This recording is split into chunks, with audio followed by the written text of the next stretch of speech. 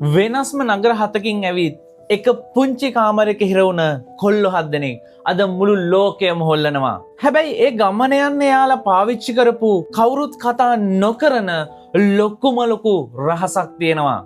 හිතන්න වර්ෂය 2010 ස්ථානය දකුණු කොරියාවේ සෝල් නගරයේ එක පුංචි බෝඩිමක්. මේ කම්පැනි එක කොච්චර පොඩිද කිව්වොත් බොස්ගේ ඔෆිස් එකේ ඉඳගන්න පුළුවන් උනේ 3 දෙනෙක්ට විතරයි. 3 වෙනියට ඉඳගන්න උනේත් බිම. මේ ළමයි 7 දෙනාගේ ඇත්ත කතාව ඔයා හිතාගෙන ඉන්න දේ නෙවෙයි. ඒ වගේම තමයි මේ ළමයි 7 දෙනා කවදාවත් එකට හැදුනා අය නෙවෙයි. ඩේගු වලින් ආපු අවුරුදු 17ක ළමයෙක්ව එයාගේ අම්මා කවදාවත් දැකපු නැති බිල්ඩින් එකක් ළඟින් බස්සල යන්න යනවා. ඒ වගේම නත්තල් දවසේ රෑ ගුවන්ජු වලින් ආපු තව තරුණයෙක් සෝල් නගරයේ පාරවල් අස්සේ මුළුමනින්ම අතරමං වෙනවා.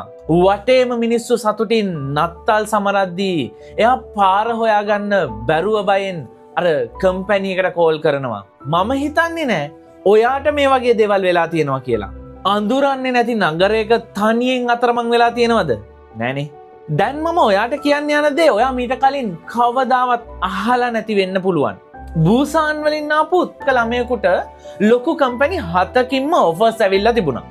ඒත් එයා ඒ ඔක්කොම ප්‍රතික්ෂේප කරලා මේ පොඩි තැනට ආවේ YouTube එකේ දැකපු එක රැප් කරන අයියා කෙනෙක්ගේ වීඩියෝ එකක් හින්දා. හැබැයි මේ කතාවේ අමාරුම හරිය පටන් ගන්නෙ අන්න එතනින්. මම දැන් ඒක ඔයාලට කියන්නම්.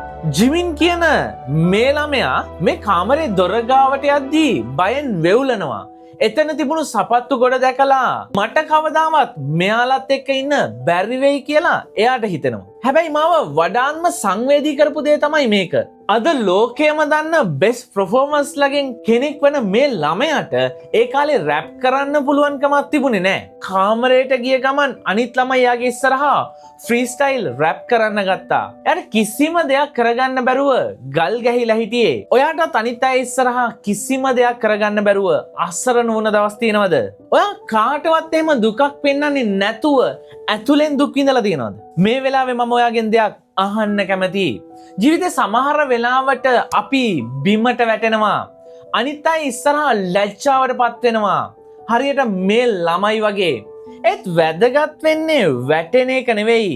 කණ්ඩායමක් විදිහට ආයේ නැගිටින එක. නැත්නම් තනියම හරි ආයේ නැගිටින එක.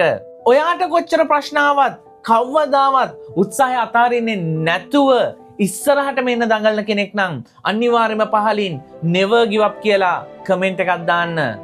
හැබැයි ඊට පස්සේ වුණ දේ අහන්න. හැම රෑම ඒ පොඩි කාමරය ඇතුලේ බීට් එකක් ප්ලේ වුණා. හැම රෑම අනිත් අය රැප් කළා. එයා අහන් හිටියා. ඊට පස්සේ එයා ඇහුවා. එයා උත්සාහ කළා. විශේෂම දේ තමයි එයාලා 7 දෙනාගෙන් කවුරුවත් ඒ ගමනට ලෑස්ති වෙලා හිටියේ නෑ. හැබැයි එයාලා ගත්ත එක තීරණයක් හැම දෙම වෙනස් කළා. මම දැන් කියන්නම් අන්න ඒක මොකක්ද කියලා. ඔයාලට මතකද මම මුලින්ම කිව්වා අර කවුරුත් කතා නොකරන රහස ගැන. ඒක ටැලන්ට් එක නෙවෙයි. ඒක වාසනාව නෙවෙයි. ඒක තමයි අමාරුම වෙලාවේ කාටවත් එයාලව විශ්වාස නැති වෙලාවේ එකිනෙකා වෙනුවෙන් ඒ කාමරේ රැඳෙන්න එයාලා ගත්ත තීරණය.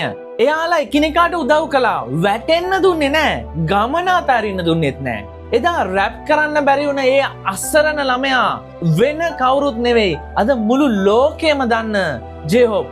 අනික ඒ 7 දෙනා ඒ තමයි BTS. You couldn't not rap in that environment. වටේ ඉන්න අය උත්සාහ කරද්දී එයාටත් ඒක නොකර ඉන්න බැරි වුණා. ඒක තමයි කණ්ඩායමක තියෙන බලය. අද ඔයා ඉන්න තැන ඔයාගේ අවසානය නෙවෙයි. ඔයා තාමත් ඉන්නේ හුස්ම ගන්නවත් බැරි පොඩි කාමරයක වෙන්න පුළුවන්.